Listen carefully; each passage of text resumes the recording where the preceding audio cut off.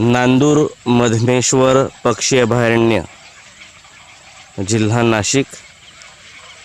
अर्थातच महाराष्ट्राचे भरतपूर म्हणून ज्या पक्षी अभयारण्याची ओळख आहे, या अभयारण्यामध्ये मी हेमराज पाटील,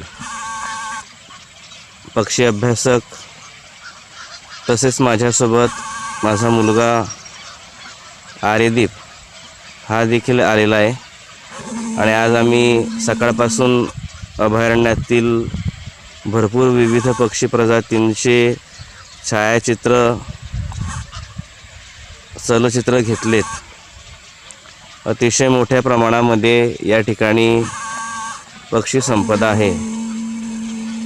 आपण जो समोर व्हिडिओ बघत आहात ते पेंटेड स्टॉर्क म्हणजे रंगीत चित्रबलाक या पक्षाचा